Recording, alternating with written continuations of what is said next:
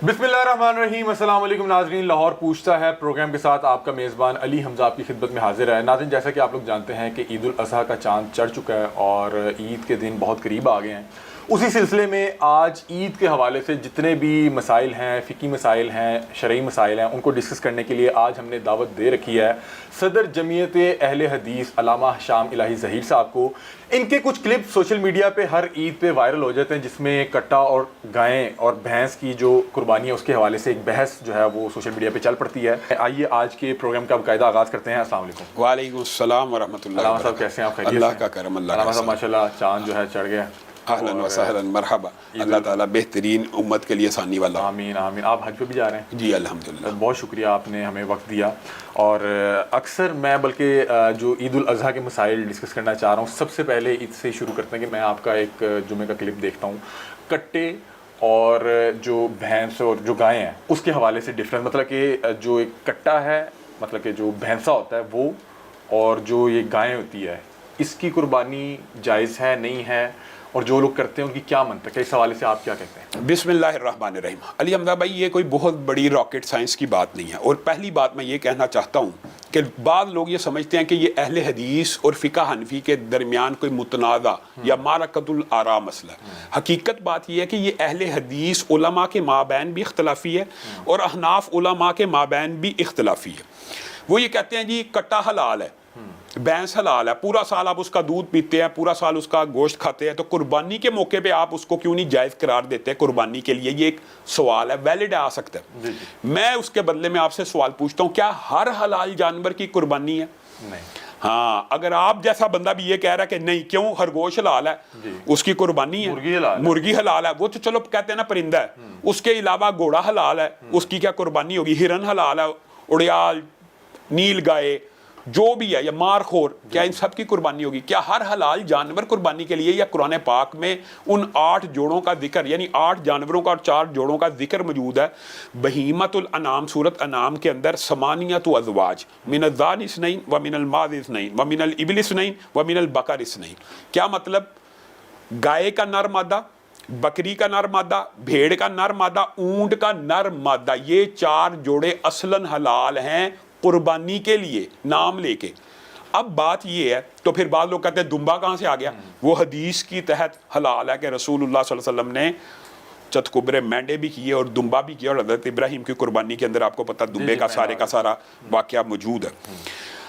असल जो बुनियादी नुक्ता इख्तिलाफ है वो ये है कि जो भैंसा है या कट्टा है, क्या वो गाय की किस्म है या नहीं? हाँ जी।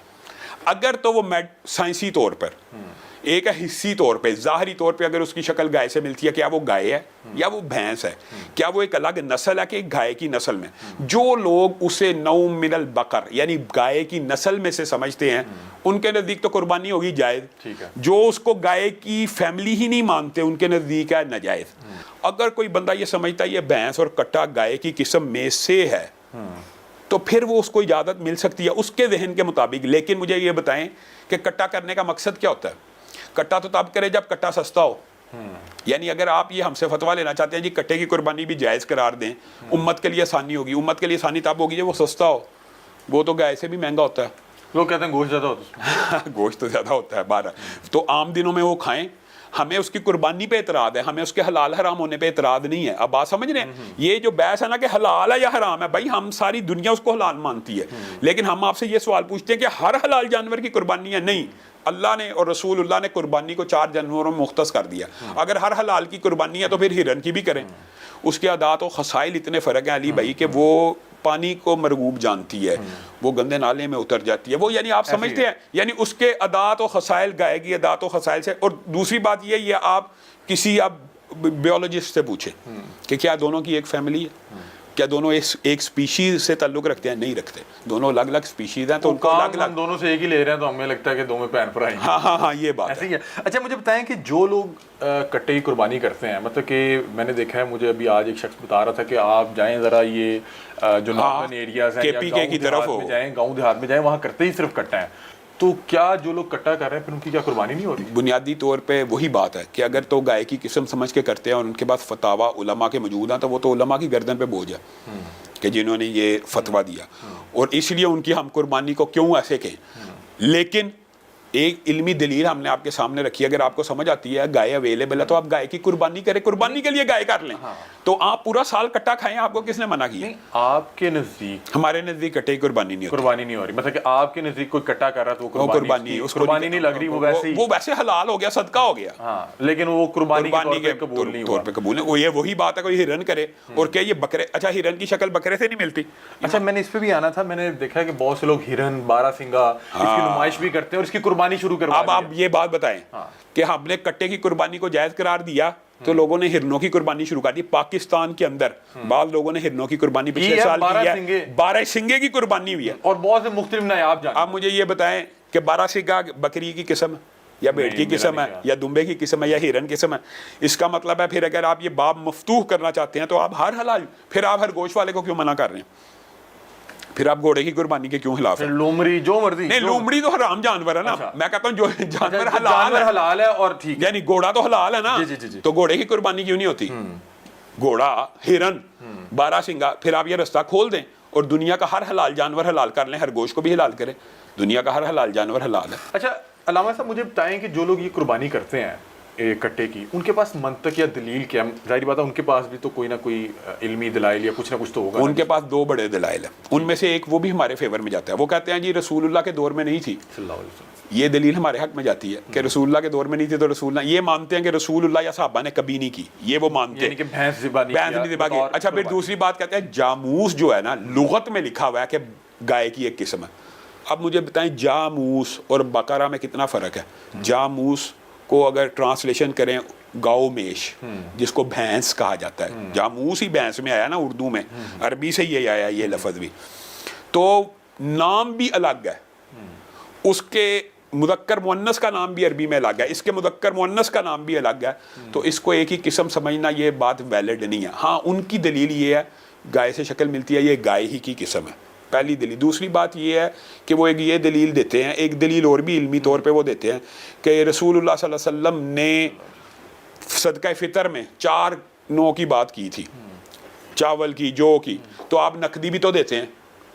حالانکہ ان کی یہ دلیل ان کے خلاف اس لیے کہ رسول اللہ کے دور میں یہ جنسیں بطور نقد بھی استعمال ہوتی تھی, اس لیے ہم نقدی میں صدقۃ الفطر کے قائل ہیں. تو یہ دلیل اس کی نہیں بنتی کہ جی وہ چونکہ گائے سے شکل ملتی ہے.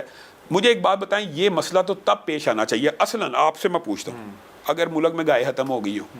اور میں یہ پوچھنا چاہ رہا ہوں کہ جب قرآن پاک میں جن 8 جوڑوں کا لکھا گیا ہے, میرا تو ذاتی طور پر یہ خیال ہے کہ آپ سب سے پہلے انہی کو ترجیح دے. بات ہے اگر خدا نہ خواستہ پوری دنیا سے گائے ختم ہو جائے گی, پھر آپ کٹا کے بارے میں علماء کو بٹھا دیں. آپ کبھی کٹا کر سکتے ہیں قربانی میں؟ کٹا جب اللہ تعالیٰ نے دیکھیں, مجھے ایک بات بتا علی بھائی, جس چیز میں شک ہو وہ ہم کیوں کریں؟ ہاں, ان لوگوں نے کہہ دیا کہ منع نہیں, اب ہم نے کرنا ہے. ہاں یہ بات ہے, یہ ہمارے معاشرے کا المیہ ہے. میں نے تو اسی لیے پہلے بھی کہہ دیا تھا, یہ بعض احناف کے جو متشدد علماء وہ یہ سمجھتے ہیں یہ جی اہل حدیث اور حنفیوں کی لڑائی ہے. قطعاً یہ لڑائی نہیں. اہل حدیث میں اب آپ کو بتاتا ہوں, ایسے اسکول آف تھاٹ اہل حدیث میں موجود ہے جو کٹے کی قربانی کو جائز سمجھتے ہیں. اچھا, اہل حدیث میں بھی ہے, اور احناف میں بھی ایسے لوگ موجود ہیں جو کٹے کی قربانی کو ناجائز سمجھتے ہیں. تو بنیادی طور پہ یہ مسئلہ ایک علمی نوعیت کا ہے, لیکن اس کو ٹسل بازی کی وجہ سے اس کو پاپولرٹی زیادہ دی دکھانے کے لیے کہ بھائی ہم کر رہے ہیں, ہماری تو قبول ہو رہی ہے, ہمارے تو کٹے کی بھی قربانی قبول ہو رہی ہے. اچھا چلیں کٹے اور بھینسے سے آگے نکلتے ہیں. کٹے کا آپ نے قربانی کا کٹا کھول دیا. قربانی کا کٹا کھول دیا. اچھا علامہ صاحب, مجھے اب یہ بتائیں کہ جیسے آپ نے بتایا کہ 8 جوڑوں کا ذکر کیا گیا ہے, میل اور فیمیل. ہمارے ہاں فیمیل کی قربانی نہ دیکھی جاتی ہے, اور ایسے لگتا ہے لوگوں کو کہ شاید یہ جائز ہی نہیں ہے. یہ کیا مقصد ہے, مطلب کہ یہ کلچر کیوں ہے؟ علی حمزہ بھائی, بنیادی طور پہ اس کی وجہ ایک حدیث ہے.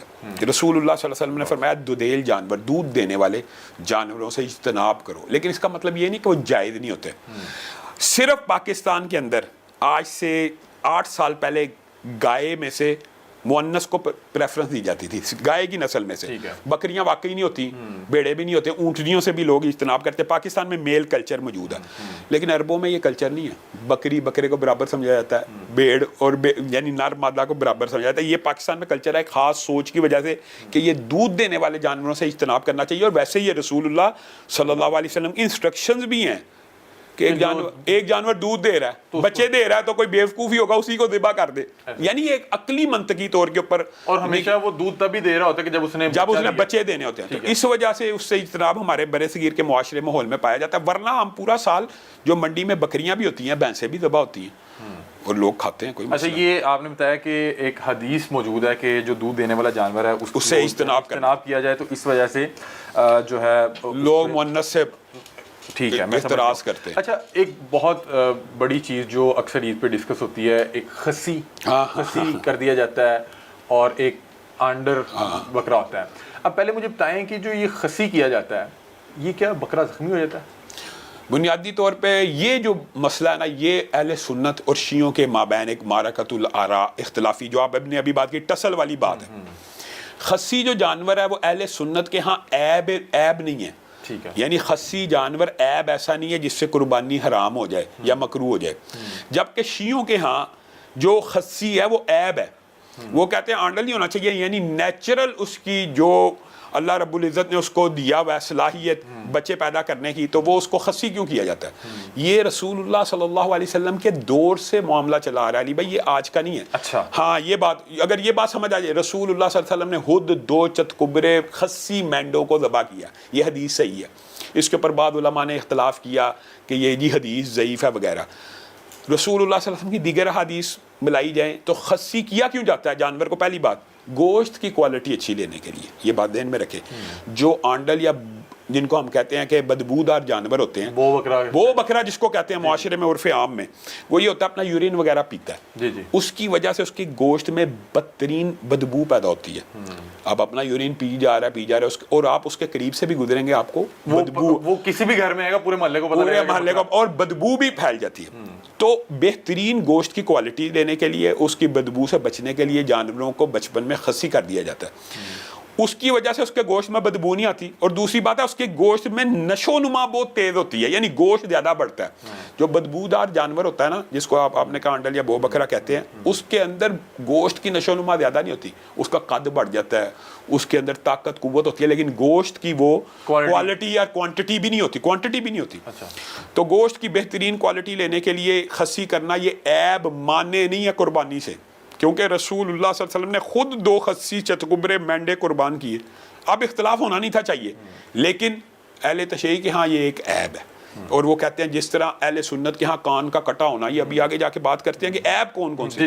وہ کہتے ہیں اگر کان کا کٹا ہونا عیب ہے تو ایک جانور کو نمرد بنا دیا گیا ہے، وہ تو اس کو ہجڑا کہتے ہیں، ریپروڈکشن ہی نہیں کر پا، وہ اس کو ہجڑا کہتے ہیں ہجڑے کی قربانی کرتے ہیں اہل سنت. خسی بکرے کو کہتے ہیں کہ ہجڑا بکرا. ہاں، تو یعنی وہ تو تنزن کہتے ہیں، مطلب کہ وہ بھی ٹسل بن گئی. ہاں، وہ ٹسل ہے، وہ 100%. اہل تشیع میں دیکھا کہ وہ جو ہے وہ خسی نہیں کرتے، وہ ان کے نزدیک عیب ہے. ٹھیک ہے، ان کے نزدیک تو عیب ہے نا. صحیح. اچھا، مجھے یہ بتائیں کہ جو بکرا خسی کیا جاتا ہے وہ اپنی نسل نہیں آگے بڑھاتا؟ ظاہری بات ہے، وہ مطلب کہ اس چیز سے مبرہ ہو جاتا ہے. ٹھیک ہے، مطلب کہ وہ اہل سنت اور اہل حدیث کے ہاں، اہل سنت کے 3 جو مکتب فکر ہے نا، دیوبندی، بریلوی، اہل حدیث، ان تینوں کے نزدیک خسی بکرا جائز ہے، صرف اہل تشیع کے نزدیک. ٹھیک ہے. اچھا، یہ آنڈر اور خسی سے آگے اس پہ کنٹینیو کر لیتے ہیں کہ کون سا جو عیب ہے جو اگر ہو تو قربانی نہیں ہو سکتی. یہ ایک حدیث میں 4 عیبوں کا ذکر ہے، ایک حدیث میں 2 کا، کل ملا کے آپ سمجھیں یہ 7 عیب ہوتے ہیں. ٹھیک ہے. ایک کان کا کٹا ہونا، ایک سینگ کا کٹا ہونا، اور اس کے اندر صحابہ کا اجماع ہے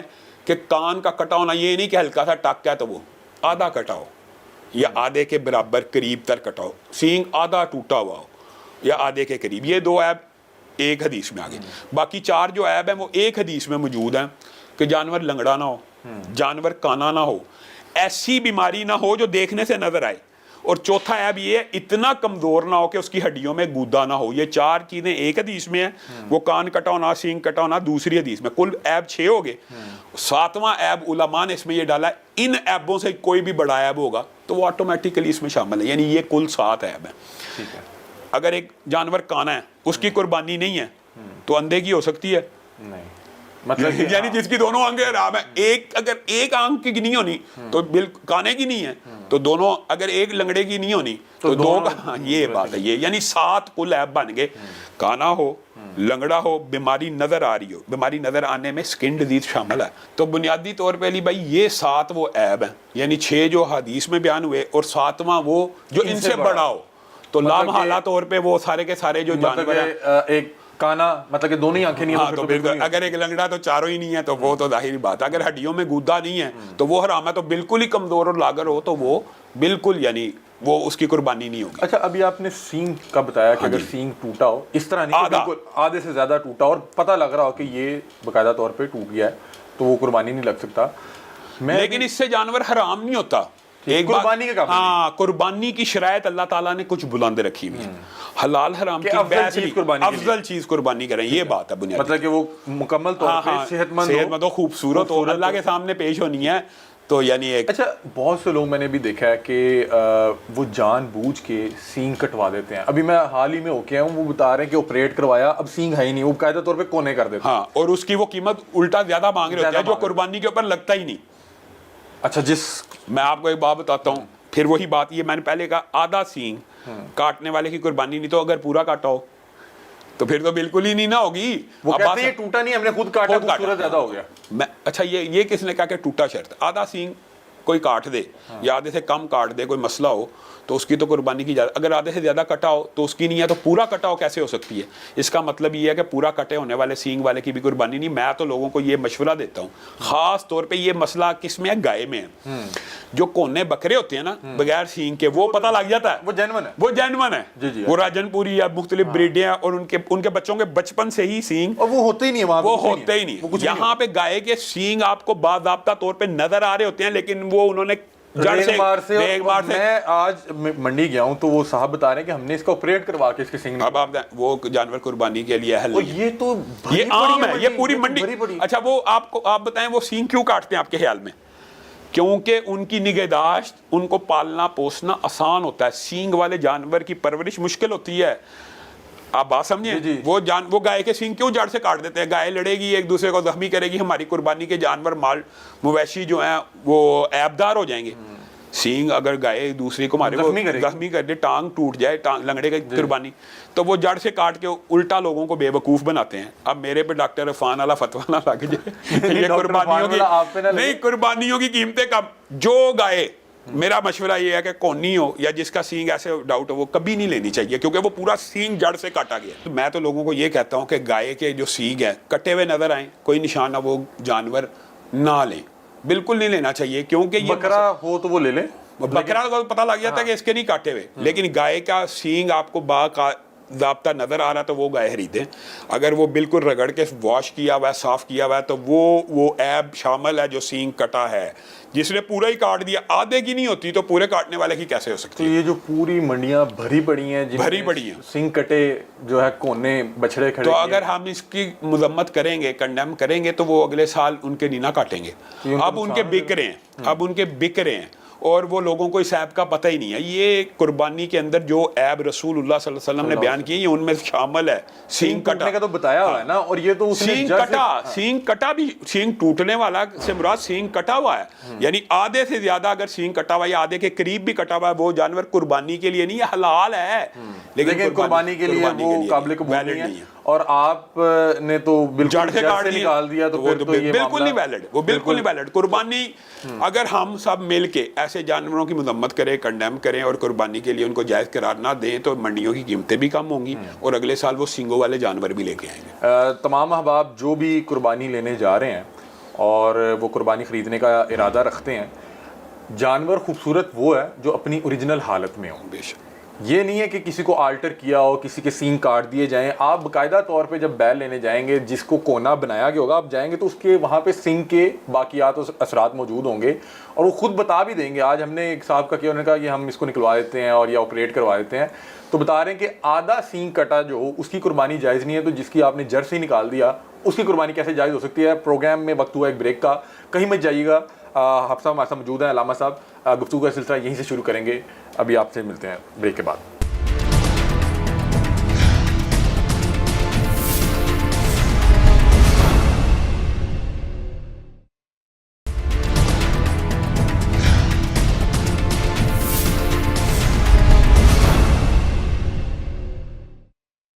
ویلکم بیک ناظرین. علامہ شام صاحب ہمارے ساتھ موجود ہیں اور ہم ان سے گفتگو کا سلسلہ وہیں سے ایک بار پھر سے شروع کرتے ہیں. علامہ صاحب مجھے یہ بتائیے گا کہ جو قربانی کے دن ہیں یا قربانی کے ایام ہیں وہ کتنے ہیں, یا کس کس دن تک قربانی ہو سکتی ہے؟ جو عرف عام میں بتاؤں کہ جو یعنی کہ مشہور ہے وہ یہ ہے کہ تیسرے دن کی ظہر سے پہلے تک قربانی جائز ہے. مجھے ذرا قربانی کے دن اور ایام کے حوالے سے. اچھا علی بھائی, بنیادی طور پہ یہ بھی ایک معرکۃ الآراء اختلافی مسئلہ معروف ہے. اس کے اندر بھی وہی بات ہے کہ ٹسل بازی بھی ہے اور کچھ اجتہادی نوعیت کا اختلاف بھی ہے. اب مجھے آپ نے بتانا ہے کہ جب ہم سارے حج کرنے کے لیے جاتے ہیں, سارے مسلمان جاتے ہیں, تب قربانی کے دن کتنے ہوتے ہیں؟ اور جب ہم پاکستان میں ہوتے ہیں تب قربانی کے دن کتنے ہوتے ہیں؟ قرآن پاک کی آیت ہے فمن تعجل فی یومین فلا اثم علیہ. عید کے بعد جو 11 اور 12 میں نہ میرے 13 تک رہنے کی اجازت ہے جی, اور جو 11 12 بھی رہے فمن تعجل فی یومین 2 دن پہلے آ جائے, تو اگر قربانی کے کل ایام 3 ہوں 2 دن پہلے آ جائے تو وہ تو صرف 10 11 بنتا ہے جی جی.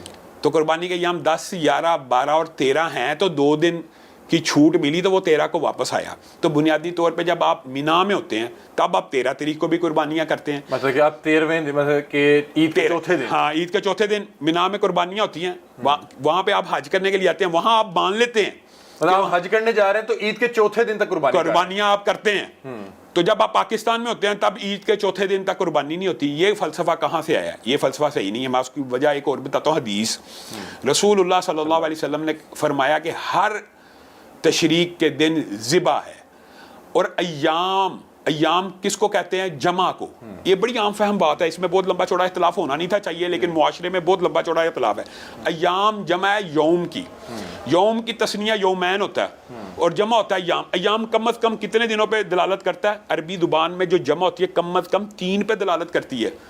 عید کے دن کے بعد 3 دن ایام تشریق پوری دنیا میں اجماعی مسئلہ. ایام تشریق کس کو کہتے ہیں؟ 11 12 13 کو. 11 12 13 کو, 10 کو تو آپ عید میں ہاں, تو ایام تشریق. اب ہر یوم تشریق کے اوپر ذبح کی حدیث بھی موجود ہے. اور پھر آپ یہ دیکھیں کہ ایام معدودات, ایام معلومات, قرآن پاک میں بھی ان کو 3 دن سے متصف کیا گیا. عید کے بعد, عید کے بعد 3 دن, مطلب آپ یہ کہہ رہے ہیں یوم النحر تو شامل نہیں نہ ہوتا ایام تشریق میں یا معدودات میں. وہ تو دن عید کا دن تو نہیں ہے, یہ تو ایک عام فہم لاجک. اچھا میں آپ سے بات کر رہا ہوں کہ آپ, میں یہ عام لوگوں کو سمجھنے کے لیے کہ آپ یہ کہہ رہے ہیں کہ 4 دن تک عید کی جو ذبح کی اجازت ہے وہ 4 دن تک ہے. یہ ہمارے معاشرے کا عرف ہے کہ ہم 3 دن تک کرتے ہیں. اس تیسرے دن بھی بتایا گیا کہ بس آپ نہیں, لیکن مغرب تک آپ قربانی کریں, تیسرے دن کوئی مسئلہ نہیں. وہ لوگ اس لیے کہتے ہیں کہ عصر کے وقت چھری پھیر دو. یہ تو ایک چلو عرف ہو گیا نا معاملہ کہ یار مغرب ٹائم, جن کے نزدیک 3 دن قربانیاں, مغرب کے دن اگلا دن شروع ہو جاتا ہے نا اسلام میں. مغرب سے آپ کو پتا, لیکن آپ یہ کہہ رہے ہیں کہ عید کے چوتھے دن قربانی کرنی چاہیے. میں اللہ کے فضل و کرم سے آپ کو پتا ہے کہ اہل حدیث مکتبہ فکر چوتھے دن پاکستان میں قربانی کرتا ہے. ہمارے اپنے ادارے میں چوتھے دن قربانیاں ہوتی ہیں. حافظ محمد سلفی صاحب کراچی میں چوتھے دن اونٹ کی قربانی کرتے ہیں. تو یہ آپ یہ سمجھ لیں, آپ یہ سمجھ لیں ٹسل والی بات ہے. ہم یہ سمجھتے ہیں کہ سنت کا حیا ہونا چاہیے. سعودی عرب میں مینا کے اندر تو چوتھے دن قربانیاں ہو رہی ہیں, وہاں پہ آپ کو اعتراض نہیں ہے. سعودی عرب میں عید کے چوتھے دن بھی قربانی ہو رہی ہے, پوری دنیا میں ہوتی ہے. پاکستان میں کیوں نہیں ہو سکتی؟ تو پاکستان میں جب ہم کرتے ہیں یہ اس بات کے اوپر, وہی بات ہے ٹسل والی بات ہے. لیکن اس میں نا میں یہ بھی سمجھتا ہوں کہ یہ ٹسل نہیں ہونا چاہیے, یہ کہ اجتہادی رائے ہے. ویسے مجھے جہاں تک پتا ہے کہ بہت سے لوگوں کو عید کے چوتھے دن قربانی کے بارے میں علم نہیں ہے. لیکن ایک بات بتائیں, اللہ کے فضل و کرم سے جو سنتیں متروک ہے, یعنی جس سنت کو ترک کر دیا گیا, اس کا بھی حیا ہونا چاہیے کہ نہیں, معاشرے میں ہونا چاہیے. اب اہل حدیث مکتبہ فکر کے اندر آپ کو پتا ہے جنازہ اونچی آواز میں پڑھایا جاتا ہے. جی جی. اہل سنت باقی تو سارا ہلکی بات. تو اس کا مطلب ہے خاموشی سے پڑھانا بھی تو جائز ہے نا. ہم مانتے ہیں جائز ہے, ہم اونچی کیوں پڑھاتے ہیں آپ کے خیال میں؟ کہ ایک سنت کے علاوہ ایک اور بات کہ لوگوں کو دعائیں نہیں آتی. تو جب اونچی پڑے گا تو آمین تو کہہ سکیں گے, یا دعا کے ساتھ دعا زبان تو چلا لپ سنگ کر سکتے ہیں. اب بات سمجھ رہے ہیں؟ تو اگر چوتھے دن قربانی کی سنت کا حیا ہم نہیں کریں گے تو کون کرے گا؟ تو چوتھے دن کے تک قربانی ہونی چاہیے اور اس کا ابلاغ ہونا چاہیے. اور یہ بھی وہی بات آئی. میں یہ بات ضرور کہنا چاہتا ہوں کیونکہ ہمارے پاکستان میں فقہ حنفی کی اکثریت ہے, وہ یہ سمجھتے ہیں یہ جی فقہ حنفیوں کی مخالفت نہیں. یہ بھی ایک اجتہادی نوعیت کا مسئلہ ہے. خود اہل حدیث میں بعض عالم 3 दिन کو कहते हैं उर्फ है तो कर लो, अब मुआशरे में एक उर्फ आया चौथे दिन ना करो। यानी इसी तरह हनाफ में भी चौथे दिन की कुर्बानी के कायल लोग मौजूद हैं। तो एक इज्तिहादी नौइयत का मसला हो जब रसूलुल्लाह सल्लल्लाहु अलैहि वसल्लम से साबित हो, कुरान की आयत से साबित है, और आप देखें ना फमन ताज्जल फी यौमैन से साबित है। कोई हाजी 12 तारीख को, यानी आप ये बताएं कोई हाजी जो भी हज करने के लिए जाता है वो 11 को, यानी 10, अगर 2 दिन वो 10 और 11 को कुर्बानी का दिन समझते हैं तो 11वीं तारीख को मिना से वापस आता है, समझे? नहीं आता, वो 12 को आता है या 13 को आता है, मतलब कि ईद के चौथे। बात आम लॉजिकली, यानी कुरान की आयत है यार, कुरान की नस है, या वो 13 को वापस आता है या जो रुखसत है वो 12 को वापस आ जाता है। अगर 12 तक ही दिन है तो फिर उसको 11 को वापस आना चाहिए कुर्बानी के लिए। अब बात समझ, वापस आ जाए फिर एहराम को। तो ये बात मेरे ख्याल में एक वही बात है कि कुछ चीज़ें मुआशरे में गलतुल आम है, उसका इबलाग मौजूद नहीं है, तो उसका इबलाग करना चाहिए। लेकिन अहयाए सुन्नत से ये बातें फैल जाती हैं। मसलन आज आपने पूछ लिया तो ये बात ट्रैवल तो करेगी। और इसी तरह सुन्नतों की बाद मतरूक सुन्नतें भी तो होती हैं ना। आप देखें अहले हदीस अव्वल टाइम पे नमाज पढ़ते हैं, जो अहनाफ होते हैं वो आखिरी टाइम पे पढ़ते हैं, तो दोनों में नमाज पढ़ना जायज़ है ना। लेकिन हम दोनों इतने स्टबन हुए हैं, हम हमेशा ही पहले टाइम पढ़ेंगे, वो हमेशा ही आखिरी टाइम पढ़ेंगे। कभी तो यार दोनों सुनो, ये समझ रहे हैं ना, ये बात है, पहले टाइम पढ़ लें, कभी आप आखिरी टाइम। अगर ये हो जाए ना मुआशरे में तो ये टसलबादियां खत्म हो जाए। अच्छा, मुझे ये बताइएगा, अब मैं थोड़ा सा ईद के दिन के हवाले से पूछना चाह रहा हूँ कि बहुत से लोग ईद की नमाज से पहले तकबीर कर देते हैं। क्या ईद की नमाज से पहले तकबीर हो सकती है? अच्छा, अब बात ये बताएं कि ये तो एक ऐसी चीज़ है जिसके बारे में वादे नस मौजूद है। अबू बुर्दा ने रसूलुल्लाह सल्लल्लाहु अलैहि वसल्लम के सहाबी, वो सुबह उठते हैं, कुर्बानी के लिए एक बकरी लाए हुए हैं, अपने मुआशरे पे नज़र डालते हैं और देखते हैं यार ये बड़े गरीब लोग हैं। वो सुबह सुबह उठते हैं, ईद की नमाज से पहले उसकी ज़िबा करते हैं और रसूलुल्लाह के पीछे ईद पढ़ने आ जाते हैं। और रसूलुल्लाह सल्लल्लाहु अलैहि वसल्लम को आके अपनी बतौर नेकी के इजहार के लिए तहदीस नेमत के तौर पे बताते हैं कि अल्लाह के रसूल, आज मैं ईद की नमाज आपके पीछे तो पढ़ी है, लेकिन मैं अपने घर से कुर्बानी कर आया हूँ, मैं अपने घर से कुर्बानी ईद की नमाज से पहले कर आया हूँ। इस नीयत देखे कितनी उम्दा है कि मेरे मोहल्ले में गरीब लोग हैं, सबसे पहले उनकी पेट में जाओ अबू बुर्दा की बकरी का गोश्त जाए तो मुझे सवाब मिले। रसूलुल्लाह सल्लल्लाहु अलैहि वसल्लम की पेशानी के ऊपर सिलबटें पड़ गई। तो रसूलुल्लाह सल्लल्लाहु अलैहि वसल्लम ने अबू बुर्दा को कहा, अगर आप कुर्बानी का सवाब हासिल करना चाहते हैं तो ईद की नमाज के बाद करें। अब ईद की नमाज कितने मिनट की होती है? 5 मिनट, 10 मिनट लगा लें। तो 10 मिनट पहले अगर किया तो वो इसलिए कबूल नहीं कि रसूलुल्लाह की सुन्नत नहीं है, और 10 मिनट बाद किया तो इसलिए कुर्बानी है कि वह रसूलुल्लाह के फरमान के मुताबिक है। तो जो बंदा ईद की नमाज से पहले कुर्बानी करता है ना, उसकी कोई कुर्बानी नहीं, वो सदका तो हो सकता, कुर्बानी नहीं है। तो ये जो कसाई हैं ये तो फजर के बाद अच्छा, ये जो बात होती है ना, ये कसाई होता है वकील। कुर्बानी में वकील बनाना जायज़ है, ये बात भी याद रखें। और जिसको वकील बनाया जाए, मसलन मैंने किसी को वकील बनाया, अगर उसकी मस्जिद में सुबह, जैसे हमारे यहाँ 5:45 पे ईद की नमाज अदा हो जाती है, तो जैसे ईद की नमाज अदा हो जाती है, हम वकील होते हैं, इज्तिमाई कुर्बानी करते हैं, तो हम 5:45 पे कुर्बानी करना शुरू कर देते हैं। इसमें जो वकील होता है ना, जिसको आपने मुख्तस किया कुर्बानी करने के लिए, ये उसके अमल के ऊपर है। अगर उसने ईद की नमाज पढ़ लिया, वो कुर्बानी कर दे, कुर्बानी जायज़ है। और अगर ये नहीं होता, ये बात बड़ी एक फिकी नौइयत का मसला है। लोग समझते हैं इस बंदे ने हिस्सा डाला है, इसने अभी ईद की नमाज नहीं पढ़ी, ये अपने ऊपर वो तकलीफ मुसल्लत करना जिसकी शरीयत में, पता क्या आपको पता है, ऐसे मदारस मौजूद हैं, वो फ़ोन कर देते हैं जी ईद की नमाज पढ़ लीजिए, एक गांव दे पूरे बंदे पूरे हो गए। ये तकलीफ ऐसी है जो अल्लाह ताला ने नहीं मुसल्लत की, आपने पढ़ ली है, आपको उन्होंने वकील बनाया, आप कुर्बान कर दे, गाय जाए। अच्छा, मुझे बताएं कि मैंने देखा कि बहुत से जो कसाई होते हैं वो तकबीर करते हैं और साथ ही एक उसके दिल की तरफ छुरी मनके के पीछे एक हराम मगज होता है, उसको काटते हैं, और वो फौरी तौर पे अभी वो तरफ ही रहा होता है कि ठंडा हो जाता लेते हैं, फौरी तौर पे भी वो तरफ रहा है और उसकी नाली निकाल लेते हैं। क्या ये ठीक है? अली भाई, बुनियादी तौर पे रसूलुल्लाह सल्लल्लाहु अलैहि वसल्लम ने ज़िबा का जो तरीका बताया, सुन्नत तरीका ये है कि जब तेज़ छुरी के साथ उसको ज़िबा किया जाए, तीनों नसें काट जाएं, तो उसका पूरा खून बहने दिया जाए। ये जो कसाईयों का अमल है, ये जितने लोगों ने कुर्बानी करनी है उनको मना करना कि जब वो कुर्बानी करके ज़िबा करते हैं, ये अपनी आसानी के लिए करते हैं, उन्होंने उस दिन दिहाड़ी लगानी होती है, ज़िबा करके 2 या 3 मिनट बकरे को, जानवर को ठंडा होने के लिए, पूरा खून निकलने के लिए दें। जब वो हराम मगज़ के अंदर छुरी मारते हैं ना, तो वो बुनियादी तौर पे ब्रेन का ताल्लुक पूरी जो उनकी स्पाइनल कॉर्ड से काट देते हैं। तो जितने अमल होते हैं, दिल का धड़कना, हर हिस्स बंद हो जाती है। उससे क्या होता है, जानवर ठंडा हो जाता है। खून कहाँ रह जाता है? वेन्स के अंदर रह जाता है। खून पूरा निकलने देना ज़िबा के लिए, ज़िबा कहते हैं उसको है कि खून पूरा निकले, تو خون پورا نکلنا چاہیے. اور یہ جو عمل ہے یہ کسائیوں کا غلط ہے, یہ اپنی سہولت کے لیے وہ کرتے ہیں. اچھا نہیں, یہ تو آپ بتا رہے ہیں کہ وہ اشارہ کاٹ دیتے ہیں, وہ منگا سا توڑتے ہیں. ایک ہے کہ وہ دل کی طرف ایک چھری چلاتے ہیں, دل کی طرف چھری چلاتے ہیں, وہ پھپھڑوں کی جو نالی ہوتی ہے سانس کی وہ بھی نکالتے ہیں. کسائیوں کے مختلف طریقے ہوتے ہیں, وہ ٹھنڈا کرنے کے لیے ہوتا ہے کہ جانور زیادہ نہ تڑپے, اور یہ نہیں کرنا چاہیے, خون پورا بہنے دیا جانا چاہیے. اور پھر اس کو یعنی جو سنت طریقہ شریعت اور جو کسی ایک جانور کے سامنے دوسرے جانور کو ذبح کرنا یہ بھی جائز اور درست نہیں ہے. رسول اللہ صلی اللہ علیہ وسلم نے فرمایا کسی, اچھا یہ دیکھیں ہمارا دین ایسا ہے کہ ذبح میں بھی احسان ہے, یہ بھی حدیث ہے. وہ کیا ہے, ایک جانور کے سامنے دوسرا ذبح نہ کیا جائے. تم اس کو 2 موتیں دے رہے ہو, پہلے اپنے بھائی کو مرتا دیکھے یعنی اپنے ساتھی کو, پھر اس کی گردن پہ چھری چلے, تو ایسا عمل نہیں کرنا چاہیے. لیکن جہاں پہ اضطرار ہو, اب مثال دے رہا ہوں حج کے اوپر ہے, 1000 اونٹ کھڑے ہیں اور انہوں نے ہزاروں قربانیاں کرنی ہیں, 27 لاکھ افراد نے حج کرنا ہے, لاکھوں قربانیاں, وہاں پہ اضطراری حالت ہوتی ہے کہ وہ چھری چلاتے جاتے ہیں. عربوں کا آپ کو پتہ نہر کرنے کا بڑا فاسٹ طریقہ ہوتا ہے. ہمارے یہاں پہ ایک اونٹ 10 منٹ میں ذبح ہوتا ہے, 15 منٹ میں صرف محلہ اکٹھا ہوتا ہے, اور پورا محلہ اکٹھا ہوتا ہے, اور وہاں پہ 100-150 اونٹ 10 منٹ میں وہ ذبح کر دیتے ہیں. اچھا مجھے بتائیں کہ کچھ لوگ بڑے عجیب و غریب انداز میں ذبح کرتے ہیں. میں نے دیکھا کہ یہاں پہ شاید کے پی کے والی سائڈ کی کچھ ویڈیوز تھی کہ ایک تو کٹا ہے, جان میں بھی زیادہ ہے, آپ تو اس کی قربانی بہرحال مانتے نہیں ہیں, وہ کوئی بفر گیا, آؤٹ آف کنٹرول ہے, تو اس کو باقاعدہ طور پہ پہلے پسٹل کی گولی ماری, وہ زخمی ہوا, ترفنے لگ گیا, پھر قریب گئے, اس کو تکبیر کی, یا کٹا بہت بڑا ہے تو وہ کھڑا ہی ہوا ہے, ایک بندہ گیا, ایک چھری پھیر گیا, وہ آدھی پھر گئی آدھی نہیں پھری, پھر دوسرا گیا, دوسری پھیر دی. یہ بنیادی طور پہ علی بھائی اس بارے میں حدیث واضح موجود ہے. جو جانور بپھر جائے, رسول اللہ صلی اللہ علیہ وسلم نے فرمایا اس کو ذبح کرو, چاہے تیر سے چاہے نیزے سے, جو بپھر جائے. ویسے ذبح کا جو سنت طریقہ ہے وہ رسول اللہ نے نہر کا بھی بتا دیا. نہر ہوتا ہے اونٹ کو, کہ اونٹ کو کھڑے کھڑے ذبح کیا جائے, اس کے اندر اس کو کم تکلیف ہوتی ہے, یہ سنت کے مطابق ہے. اور یہ جو بڑے جانور ہوتے ہیں ان کو لٹا کے ذبح کیا جائے, اس میں ان کو کم تکلیف ہوتی ہے.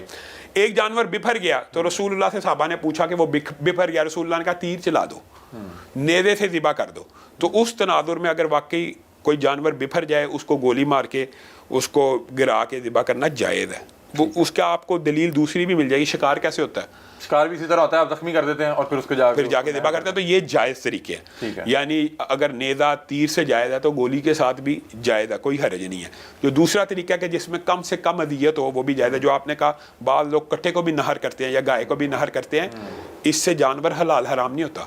مراد تو ذبح کرنا ہے نا, خون نکالنا ہے نسوں سے, یہ جائز طریقے ہیں. اچھا قربانی کے بعد سب سے پہلے یہ کلیجی, بلکہ ایک سوال میں یہاں پہ ایک اور ایڈ کر لوں, میرے ٹیم ممبر کی طرف سے مجھے دیا گیا تھا کہ بہت سے لوگ ہاتھ لگواتے ہیں, کسی بڑے کو بلایا کہ بھائی جان یہ ذرا برکت کے لیے چھری سے پہلے, یعنی کہ تکبیر سے پہلے چھری پہ ذرا ہاتھ لگا دیں, یا کسی جو شخص وہاں پہ موجود نہیں ہے یا وفات پا چکے اس کے نام کی قربانی کرتے ہیں. اس حوالے سے کیا علی بھائی یہ تو آپ نے 2 سوال کیے. یہ جو معاشرے کا عرف ہے نا کہ بڑے کا ہاتھ لگوا لیا, یہ کیوں ہوا یہ بھی سنیں. لوگ جب اپنے ہاتھ سے قربانی نہیں نہ کرتے, وہ چھری کو ہاتھ لگا کے کسائی کو وکیل بناتے ہیں, یعنی نیابت اس کو دیتے ہیں. خود کرنا چاہیے. رسول اللہ کے دور میں عورتیں خود قربان کیا کرتی ہیں. یہ میں نے آپ سے سوال کرنا تھا کہ خاتون بھی تکبیر کر سکتی ہے؟ بالکل کر سکتی ہے. یہ بھی دیکھیں غلط العام ہے, عورت خود قربانی کر سکتی ہے. اور رسول اللہ کے دور میں صحابیہ نے تیز پتھر کے ساتھ قربانی کی ہے, تیز پتھر سے. تو چھری سے تو بہرحال وہ کندی ہوتا ہے, پتھر جتنا مرضی تیز ہو, تو عورتیں بھی قربانی کر سکتی ہیں. بلکہ مجھے آپ کو اپنے بچوں کو, اپنے بزرگوں کو یہ عادت ڈالنی چاہیے کہ خود چھری چلائیں. یہ اصل میں فلسفہ قربانی ہے کہ اے اللہ اگر میں تیری رضا کے لیے اس جان کو قربان کر رہا ہوں تو ضرورت پڑی اپنی بھی قربان کر دوں گا. خود کریں گے تو وہ احساس پیدا ہوگا. اگر کسائی کرتا رہے گا, آپ گھر کے اندر بیٹھے رہے ہیں, آپ کے اندر وہ دل وہ جذبات پیدا نہیں ہوتے. اسی لیے یہ معاشرتی عرف ہے, اس کو میں تو حرام نہیں کر سکتا, مطلب چھری لگانے سے حرام تو نہیں ہو جاتا. تو یہ بزرگوں کی ایک, یہ کیوں لگاتے ہیں اس کے پیچھے یہ سائیکالوجی یہ ہوتی ہے. دوسری بات یہ جو آپ نے دوسرا سوال کیا, کسی ایسے شخص کے نام کی قربانی کرتے ہیں کسی ایسے پہ موجود نہیں ہے یا میت. یہ جو ہے سوال بڑا فقہی سوال ہے, اس کے اندر آپ کو پتہ بہت لمبا چوڑا اختلاف ہے. لیکن میں جس موقف کو راجح سمجھتا ہوں وہ یہ ہے کہ مالی صدقہ کسی بھی میت کی طرف سے ہو جاتا ہے. اور خود رسول اللہ صلی اللہ علیہ وسلم نے جب قربانی کی, انہوں نے کہا یہ میرے اور میرے گھر والوں کی طرف سے, اور یہ امت کی طرف سے, امت کے ان غریبوں کی طرف سے. تو مجھے بتائیں کہ رسول اللہ کے سارے گھر والے تو زندہ نہیں تھے. حضرت خدیجہ تو فوت ہو چکی تھی. مثلا اس کا مطلب ہے کہ میت کی طرف سے قربانی مالی صدقے کے طور پہ ہو سکتی ہے. تو اسی طرح اگر میں کہوں مالی صدقہ ویسے بھی یہ ہوتا ہے کہ کوئی بھی بندہ اپنے دوست کی طرف سے سبیل لگوا لے, ماں کی طرف سے لگوا لے, باپ کی طرف سے لگوا لے, تو قربانی بھی بنیادی طور پہ مالی صدقہ, بدنی عبادت نہیں ہے. تو مالی صدقے کے طور کے اوپر اگر قربانی کوئی بندہ اپنے فوت شدہ والدین کی طرف سے کرتا ہے, یہ مسئلہ ایک سمجھنے کی ضرورت ہے. کی طرف سے کرنا اور ایک ان کے لیے کرنا, ایک باریک فرق یہ ہے کہ بعض لوگ یہ سمجھتے ہیں کہ یہ جی اہل حدیث دیکھیں جی مالی صدقہ کرتے ہیں, رسول اللہ کی جانب سے بھی کر دیتے ہیں, والدین اپنے فوت شدہ والدین کی طرف سے بھی کرتے ہیں, ہم ان کی طرف سے کرتے ہیں, ان کے نام پہ نہیں کرتے. بعض لوگ قربانی جب کرنے پہ آتے ہیں تو رسول اللہ صلی اللہ علیہ وسلم یا علی حجویری جب 11ویں شریف کا دودھ بانٹا جاتا ہے ان کے نام پہ دے دیا جاتا ہے, ان کی طرف سے نہیں دیا جاتا. اگر آپ ان کی طرف سے دینا تو 100% جائز ہے, ان کے نام پہ نہیں دینا. میں سمجھ گیا ہوں, میں اس کنسیپٹ کو سمجھ گیا ہوں. غیر اللہ کے نام پہ نہیں ہو سکتا, صرف اللہ کے نام پہ. ہاں نام اللہ کے ہو, ان کی طرف سے ہو تو جائز ہے. ٹھیک ہے. اچھا میں یہ جو آپ نے بیچ میں بالکل تھوڑی سی گفتگو ہوئی کہ خاتون تکبیر کر سکتی ہے. ہاں تکبیر کرے, قربانی کرے, کرنی چاہیے, کرنی چاہیے. ہاں کیوں نہیں کرتے؟ ہاں یہ بتائیں, میں کہتا ہوں ہمارے ہاں جو مرد ہیں وہ بھی نہیں کر پاتے. ہمارے ہاں مرد چھری گائے کی گردن پہ یا اونٹ کی گردن پہ نہیں پھیر سکتے علی بھائی, کسائی کو کہتے ہیں. تو یہ ہماری امت, ہماری قوم تو ایسے پیدا ہو کہ اگر کوئی کسی شخص کو پتہ لگے کہ فلان جگہ کسی خاتون نے تکبیر کی ہے تو کہے گا استغفر اللہ یہ کیا ہو گیا, یہ میں مفتی صاحب سے پوچھتا ہوں. لوگوں کو نہیں پتا, لوگوں کو نہیں پتا. بالکل خواتین کیوں تکبیر نہیں کرتی؟ کرنی چاہیے, کرنی چاہیے, مطلب کہ اس کو ہمیں عام کرنا چاہیے, بالکل عام کرنا چاہیے, بالکل کرنا چاہیے. اچھا ایک اور چیز مجھے بتائیں کہ اگر آپ کا جو کسائی ہے وہ تکبیر نہیں پڑھتا, ہاں یعنی بھول جاتا ہے بسم اللہ اللہ اکبر کہنا بھی, ہاں اس کے بارے میں علماء کے موقف یہی ہے کہ نسیان جو ہے نا اس امت کے اوپر معاف ہے. ایک ہے جان بوجھ کے عمدن نہ پڑھنا, ایک ہے بھول گیا تو اس کی قربانی جائز ہوگی. بھول چوک اسلام میں معاف ہے, بھول چوک معاف ہے, تو بھول چوک کے اندر وہ مسئلہ آ جائے گا کہ اس کو معاف کر دیا جائے گا. اچھا چلیں اب قربانی ہو گئی ہے تو اب ذرا کھانے کی طرف آتے ہیں کہ کیا چیز کھائی جا سکتی ہے, کیا کیا نہیں کھا سکتے. لیکن اس سے پہلے وقت ہوا ایک بریک کا, کہیں مت جائیے گا, علامہ صاحب ہمارے ساتھ موجود ہیں, گفتگو کا سلسلہ یہیں سے شروع کریں گے.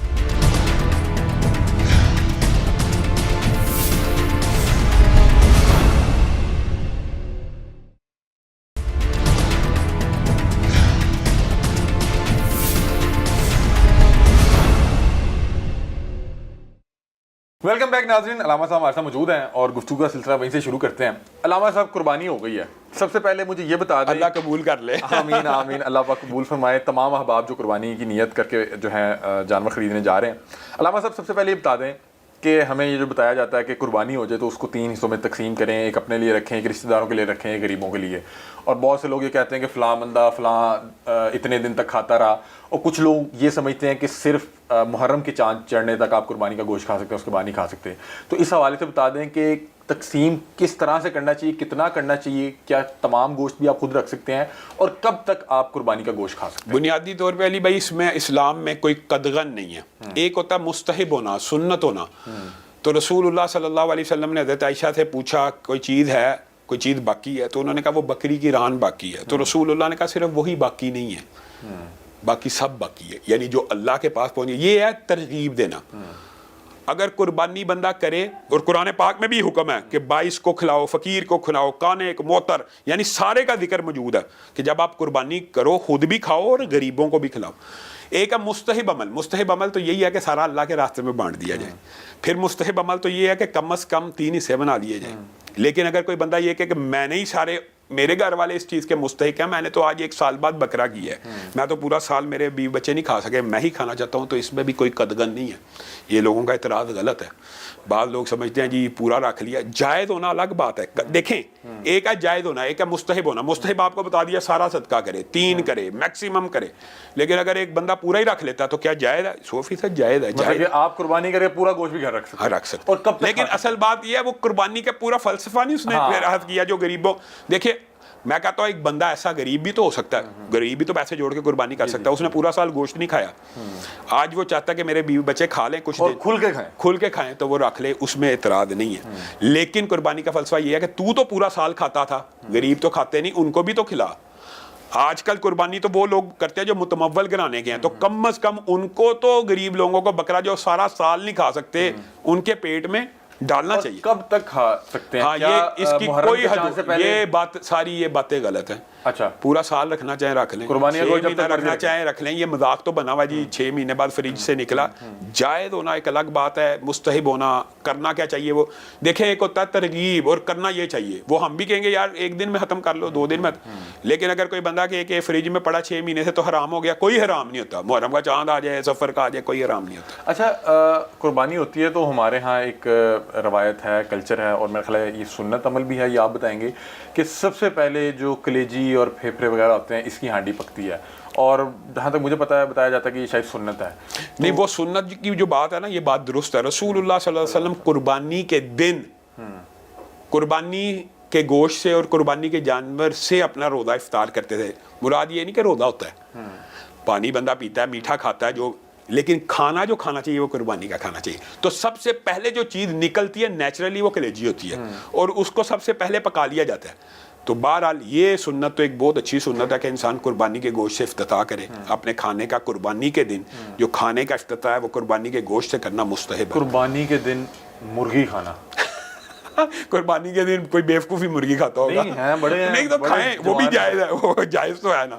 کچھ لوگ مطلب کہ قربانی کے دن بھی مرغی کھا رہے ہوتے ہیں کہ جی ہم نہیں کھاتے قربانی کا گوشت. ہاں, وہ کچھ لوگ تو قربانی سے ویسے الرجی ہوتے ہیں, ان کو تو قربانی کے نام سے چڑ ہوتی ہے. وہ بھی یہ دوبارہ ٹرینڈ شروع ہو جائیں گے جی قربانی چھوڑے گا, کولر لگا لیں پانی کا فلانا, کیا کہیں گے آپ مجھے ایک بات بتائیں, یہ جو کنسیپٹ ہے وہ موبائل آئی فون لینے وقت نہیں ان کے ذہن میں آتا؟ آئی فون لینے سے پہلے کولر لگوا دیں. یہ کبھی آپ نے سنا آئی فون کی جگہ کولر لگوا لیں؟ یا اچھا یہ بھی ایک اور آپ نے تو یہ بات کی ہے, میں نے پچھلے دنوں پوسٹ پڑھی ہے کہ مسجد میں جو سیمنٹ کی بوری دینے سے بہتر ہے کسی غریب کے گھر گندم کی بوری دے دو. یہ اس طرح کی پوسٹیں بھی چلتی ہیں. یعنی آپ جو قربانی کے شعار ہیں, شعار قربانی اتنا اہم ہے علی حمزہ بھائی, یہ شاید لوگوں کو اندازہ نہیں ہے. رسول اللہ صلی اللہ علیہ وسلم نے فرمایا جس بندے کے پاس استطاعت ہے کہ وہ قربانی کر سکتا ہو اور وہ قربانی نہ کرے, وہ ہماری عیدگاہ میں نہ آئے. یہی میں نے پوچھا تھا کہ قربانی کب فرض ہوتی ہے؟ ہاں, جب آپ کے پاس اتنے پیسے موجود ہوں جس سے آپ جانور خرید سکتے ہیں, آپ کے اوپر فرض ہے. اس کے لیے زکوٰۃ کا نصاب نہیں ہے. یہ بھی ایک غلط بات ہے کہ صاحب جو زکوٰۃ کا نصاب ہوگا تو فرض ہے. اگر آپ کی جیب میں قربانی کے پیسے موجود ہیں, 20-30 ہزار روپے موجود ہے, 20-30 ہزار موجود ہے, تو آپ گائے کے اندر حصہ ڈالیں. اگر 40-50 ہزار موجود ہے, بکرا خریدیں, کیونکہ رسول اللہ نے فرمایا جس کی پاس استطاعت ہے اور اس نے قربانی نہ کی وہ ہماری عیدگاہ میں نہ آئے. اچھا مجھے بتائیے گا کہ بکرے کے بہت سے لوگ کپورے بھی کھاتے ہیں, اوجری بھی کھاتے ہیں, لیکن اس پہ بہت سے لوگوں کی اختلاف رائے بھی ہے. کچھ لوگ اس کو نہیں پسند کرتے, کچھ لوگ کہتے ہیں کہ نہیں یہ کھانے نہیں چاہیے, مکروہ ہے. کوئی جانور جو قربانی کا جانور اس میں کچھ حصے مکروہ بھی ہیں یا کیا معاملہ؟ بنیادی طور علی بھائی بنیادی طور پہ قرآن و سنت کے مطابق جو جانور حلال ہوتا ہے نا, ذبح ہو گیا, اس کا ہر عضو حلال ہوتا ہے. اوجری بھی حلال ہے, کپورے بھی حلال ہیں, مغز بھی حلال ہے, کلیجی بھی حلال ہے, یہ ساری چیزیں حلال ہیں. ہاں فقہ حنفی کے اندر یہ فتاوی جات موجود ہیں کہ یہ 7 چیزیں حرام ہیں, لیکن افسوس قربانی کے جانور میں بھی حرام, وہ کہتے ہیں مکروہ ہے تحریمی اس کو. اچھا, تو پھر بھی دکھ کی بات پتہ کیا ہے کہ وہ ان کے فتوے کے اوپر پھر بھی عمل نہیں ہوتا. آپ مگر گردے کپورے کی دکان پہ چلے جائیں, وہ سارے چل رہے ہیں. اوجری بھی چلتی ہے, اوجری بڑے لوگ کھاتے ہیں, تو یہ جائز ہیں. جب ایک چیز جب اللہ نے حلال کی ہوتی ہے نا, اس کو حلال رہنے دینا چاہیے, اس کو خام حرام کرنا ہی نہیں چاہیے. تو یہ گردہ ہو گیا, کپورے ہو گئے, اوجری ہو گئے, مغز ہو گئے, یہ جو باقی چیزیں انہوں نے مکروہ تحریمی بنائی ہوئی ہیں, اس کا قرآن و سنت سے کوئی ثبوت نہیں ملتا. ہر ذبح کرنے والے جانور کے جو ذبح ہو گیا نا, اس کا بہتا ہوا خون اللہ تعالیٰ نے کہا حرام ہے, وہ خون نہیں بندہ پی سکتا. اور کلیجی تو خون سے بنی تھی, وہ پھر بھی جائز ہے. تو ساری چیزیں جائز ہوتی ہیں. اس کے اندر شریعت میں کوئی اعتراض اور قباحت نہیں ہے. یہ ہم نے بنائی ہوئی ہے کہ یہ جی مکروہ ہے, یہ جی مکروہ تحریمی ہے, یہ جی حرام کے قریب ہے, یہ رسول اللہ سے ثابت نہیں ہے. اچھا بہت سے لوگ نا اب آج کل بڑے برگر اور یعنی کہ بڑے سوفسٹیکیٹڈ, اور جی ہم تو یہ نہیں خون خرابہ اور اس طرح نہیں کرتے. خون خرابے کی بھی بڑی بات ہے. خرابہ وہ کیا کرتے ہیں کہ جی وہ کسی کسائی کو جی پیسے دیتے ہیں, کوئی جانور لے کے ذبح کر کے وہ بانٹ دیں, کو گوشت وہ بھیج دیتا. کیا اس طرح قربانی ہوئی ہے کہ آپ نے جانور بھی نہیں دیکھا, نہیں کسی کو پیسے دے کسی کو وکیل بنا کے قربانی کرنا جائز ہوتی ہے. لیکن یہ جو آپ نے سوال کیا, اس کے سوال کے اندر ایک ضمنی میرے ذہن میں بات آئی ہے کہ کچھ لوگ قربانی کی کھالیں اجرت کے طور پہ کسائیوں کو دے دیتے ہیں, یا قربانی کا گوشت پیسے نہیں دیے, ذبح کرنے کا گوشت دے دیا. یہ شریعت میں 100% حرام ہے. یہ بات ذہن میں رکھے, قربانی کی کھال بطور اجرت کسائی کو دینا حرام ہے. کسائی کی اجرت جو ہے نا وہ قربانی میں شامل ہے, یعنی قربانی پلس کسائی کی مزدوری آپ کی قربانی ہے. اچھا میں نے یہ پوچھا تھا, کچھ لوگ کھال بیچ کے کوئی موبائل لے لیا, کچھ اس طرح, حرام ہے. حرام ہے. قربانی کے جانور کا کوئی عضو بیچنا, کوئی کھال بیچنا بطور اجرت یہ جائز نہیں ہے. مطلب کہ آپ کو وہ کھال بیچ کے بھی اس کا ڈونیٹ کرنا پڑے گا, صدقہ کرنا پڑے گا, یا آپ اس کو اپنے ذاتی استعمال میں بطور کمبل چادر یہ سنت سے ملتا. ٹھیک ہے, لیکن آپ اس کو بیچ کے کوئی بیچ کے نہیں, یا اجرت کے طور پہ, اجرت کے طور پہ کسائی کو نہیں دے سکتے. اچھا, لیکن آپ کو یہ نہیں لگتا کہ جیسے آپ نے بتایا کہ آپ کسی کو وکیل بنا کے پیسے دے سکتے ہیں, وہ آپ کے بہاف پہ قربانی کرے, گوشت بانٹے نہ بانٹے, نہیں بانٹے گا وہ تو ایماندار کوئی بندہ وکیل بناتا ہے. لیکن بہت سے لوگ اس سے یہ مطلب تو نہیں لے لیں گے کہ وہ قربانی کی جگہ لوگوں کو صدقہ کر دیں گے, جو مرضی کرو قربانی. جو بندہ شاعر اسلام کو اس طرح کنڈیم کرے کہ قربانی کی جگہ میں نے کولر لگانا اور قربانی کے پیسے جیب میں, اور رسول اللہ نے فرمایا وہ ہمارے مسئلے کے قریب ہی نہ آئے. اسلام میں کس نے کہا کولر نہ لگوائیں؟ کولر کی اجازت ہے, پورا سال لگوائیں. آپ قربانی آئی ہے یار, آپ تو قربانی کرو پورا سال, آپ کو مرغیوں کے خون سے کوئی ٹینشن نہیں, سور کاٹ رہے ہیں کوئی ٹینشن نہیں, میکڈونلڈ چلے جائیں, KFC چلے جائیں, سینکڑوں ہزاروں مرغیاں, ان کے خون کی ٹینشن نہیں. قربانی آتی ہے تو آپ کو مسلمانوں کے خون کی ٹینشن لگ جاتی ہے. آپ اتنے بھیانک کھیل کھیلتے, اسپین میں بل فائٹنگ نہیں ہوتی ہے, اس کو بل کو زندہ ہی مار کے وہ اس کو کرتے ہیں, مجھے پتا, تلواریں مار دیتے ہیں اس کو جب تک وہ گر نہیں جاتا. وہ جائز ہے نہیں, وہ تو 100% حرام ہے. وہ ان کے نزدیک تب ان کی انسانیت نہیں جاگتی. یہ قربانی شاعر اللہ میں سے ہے, اور حضرت ابراہیم کے علاوہ رسول اللہ کی سنت ہے. تو شاعر اللہ کے موقع کے اوپر جی حج نہ کرو, جی عمرہ نہ کرو, بچی کی شادی کراؤ. بھائی بچی کی شادی پورا سال کراؤ, حج کا موقع ہے حج کر لو.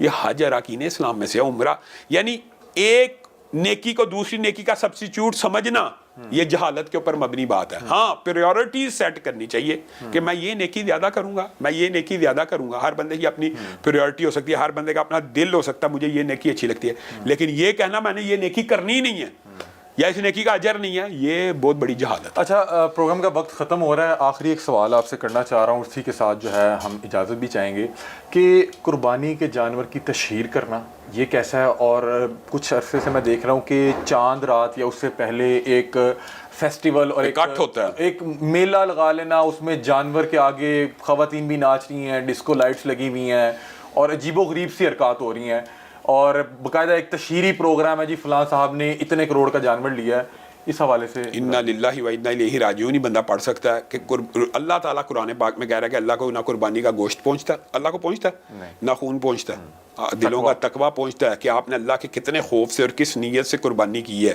چھری چلائی ہے جانور کی گردن پہ تو اپنی خواہش نفسانی پہ بھی چلائی ہے کہ نہیں, اللہ کے لیے آپ نے کیا کیا. اور اگر آپ قربانی کے جانور کے آگے جیسے آپ کہہ رہے ہیں عورتیں بھنگڑا ڈال دی, آپ حیران رہ جائیں گے. ہمارے یہاں پہ بھی کچھ ایسے گھر موجود ہیں, وہ قربانی کے جانوروں کی گردنیں اوپر باندھتے ہیں. میں ان کو کہتا ہوں یار تاکہ ہمارا جانور بڑا نظر آئے, باہر سے نظر بھی ہے, دروازے کے باہر سے بھی. اب مجھے بتایا وہ بیچارہ جانور نہ بیٹھ سکتا ہے, تو یہ قربانی کر رہے ہیں کہ تشہیر کر رہے ہیں. تو ریاکاری جو ہے, ریاکاری ایک ایسا عمل ہے جس سے اعمال نیک برباد ہو جاتے ہیں. رسول اللہ صلی اللہ علیہ وسلم نے فرمایا بندہ نماز کے لیے آتا ہے اللہ کے لیے پڑھنے, لیکن ساتھ والے بندے کو دیکھ کے اپنی نماز کو خوبصورت کرتا ہے, مزین کرتا ہے. آیا تو اللہ کے لیے تھا, لیکن اس کی وہ نماز قبول نہیں ہوتی کہ بندہ کھڑا تھا تو میں نے لمبی کر لی. تو جو بندہ لوگوں کے لیے قربانی کی تشہیر کرے, ریاکاری کرے, اس کی کیسے قبول ہوگی؟ بس یہ اختتام ہی ہے. بس میں چاہوں گا اس پہ بھی آپ تھوڑی سی بات بتا دیں کہ یہ جو 50 لاکھ 50 کروڑ کے جانور ہیں, وہ جانور کھڑے ہونے سے آواز آ رہے ہیں, وہ اس کو 3 بندے مل کے اٹھا رہے ہیں, اور وہ سانس اس انداز میں لے رہا ہے کہ وہ لگ رہا ہے کہ بیمار ہے, کیونکہ اس کے اوپر اتنا ان لوگوں نے گوشت چڑھا دیا ہے, اور اس کو پتہ نہیں کیا کیا فیڈ کھلائی ہے, اور وہ زیادہ تر فیڈ ساری یہ ولایتی فیڈ ہوتی ہے, یہ باہر سے وہ اس کی فیڈز آتی ہیں. کیا یہ قربانی کے عمل کو بنیادی طور پہ پھر یہ بھی آ جائے گی تشہیر کی نیت سے اور ریاکاری کی نیت سے؟ اگر تو اس نے ریاکاری اور شہرت کی وجہ سے یہ کام کیا, اس کا عمل ضائع. یہاں تک آپ نے جو دوسرا فیڈ کا سوال کیا نا, یہ جانوروں کے لیے حلال حرام علی بھائی فرق ہوتا ہے. یعنی مرغی کے لیے تو کیڑے وغیرہ کھانا جائز ہے, ہمارے لیے نہیں جائز, تو اس لیے وہ حلال ہے. اس لیے جانوروں کی وہ فیڈ جو چارے وغیرہ میں آتی ہے وہ جانور کے لیے حلال ہے. لیکن یہ جو آپ نے سوال اٹھایا نا 50 لاکھ کا کروڑ کا جانور سانس ہی نہیں آ رہا, وہ مرنے لگ رہا ہے, آواز آ رہا ہے, تو وہ تو یہ دیکھیں وہ تو ڈیمیج میں آ گیا, وہ تو حالت میں آ گیا. اور ایک بات صرف میں ضمنی طور پہ خود ایڈ کرنا چاہتا ہوں لوگوں کی اویئرنیس کے لیے, وہ سوال آپ قدرتی کر نہیں سکے. دوندا جانور, 2 دانت کا جانور کرنا چاہیے کم از کم. رسول اللہ صلی اللہ علیہ وسلم نے صرف 2 دانت کی شرط بیان کیا, اور بھیڑ کا 1 سال کا اس کے لیے لگے گا جس کی جیب میں پیسے نہیں ہیں یا جانور اویلیبل نہیں ہے. صرف 2 شرطیں. تو بھیڑ کا 1 سال کوئی عمر نہیں, ہر جانور کے لیے دوندا شرط ہے. 2 دانت. میں تو دوندا اور چوگا اس لیے نہیں پوچھا کہ اب یہ ہر شخص کو پتا ہے کہ 2 دانت ہے تو دوندا ہو گیا, 4 دانت ہے 2 دانت منیمم عمر ہے قربانی کے لیے. لیکن جو یہ لوگ کہتے ہیں کہ چھترا 6 ماہ لگ جاتا ہے, یہ بات بالکل 100% غلط ہے, 100% غلط ہے. یہ بات لوگوں کو بتانی چاہیے کہ چھترا 6 مہینے کا اس کا لگنا ہے. اگر گھر کا ہو نہیں जिसके पास पैसे कम हो, जिसके पास मसलन एक बंदे की जेब है 20,000 और उसको 20,000 का दोंदा नहीं मिल रहा, उसके लिए छतरा है 1 साल का, 6 महीने का तो तस्वुर ही नहीं, 1 साल का लगना है। होता क्या है, ये जो कमजोर बकरे होते हैं या कमजोर भेड़े होती है ना, ये 1 साल में भी धुंधी नहीं होती, 1.25 साल में हो जाती है, 1.5 साल में हो जाती है। तो रसूलुल्लाह ने 1 साल उसकी इजाज़त दे दी कि जिसकी जेब में पैसा नहीं है, मजबूरी है, वो 1 साल का कर ले, लेकिन उसकी भी किस्म भेड़ की है। बकरा कम अज कम धोंदा, गाय कम अज कम धोंदी, ऊंट कम अज कम धोंदा। और आपको पता है बकरा जो सेहतमंद होता है 1 साल में धोंदा होता है, गाय 2 साल में होती है, ऊंट 5 साल में होता है। तो ये शर्त उम्रों की नहीं है, 2 दांत की है। अगर 2 साल तक भी बकरे के 2 दांत नहीं आए तो कुर्बानी के लायक नहीं। बहुत शुक्रिया। हमारे साथ अल्लामा शाम इलाही ज़हीर साहब मौजूद थे और हमने ईद के हवाले से जितने भी सवालात मेरे ज़हन में थे, जितने भी मसाइल मेरे ज़हन में थे, जितने भी शक व शुबात थे, वो मैंने इनसे पूछे और इन्होंने बड़े अच्छे अंदाज में, बड़े तफसीली अंदाज में मेरी रहनुमाई फरमाई। और ये प्रोग्राम जब आप देखेंगे तो आपकी भी रहनुमाई हो सकेगी। दांतों के हवाले से हमने ज़्यादा सवाल इसलिए नहीं किए कि दांतों के हवाले से बड़ा बेसिक नॉलेज है और मेरा ख्याल है ये ज़्यादातर लोगों को पता होता है। जिनको नहीं पता उसके हवाले से भी अल्लामा साहब ने इख्तिताम पे वो चीज़ें ऐड कर दी कि कम से कम 2 दांत होने चाहिए। बहुत से लोग छतरा 6 माह का कह के भेज देते हैं, बता रहे हैं कि वो जायज़ नहीं है। वो तब जायज़ है कि अगर आपके पास 20,000 रुपये हैं और आपको 20,000 में दोंदा जानवर नहीं मिल रहा, तब आपके पास ये शर्त मौजूद है। अदरवाइज़ आप कोशिश यही करें कि कम से कम वो दोंदा हो, या उसके बाद फिर वो आगे जो मर्जी हो। बहरहाल ये प्रोग्राम था, अपनी राय से में आगाह कीजिएगा। तब तक के लिए अपने मेज़बान अली हमजा को दीजिए इजाज़त। अल्लाह हाफ़िज़।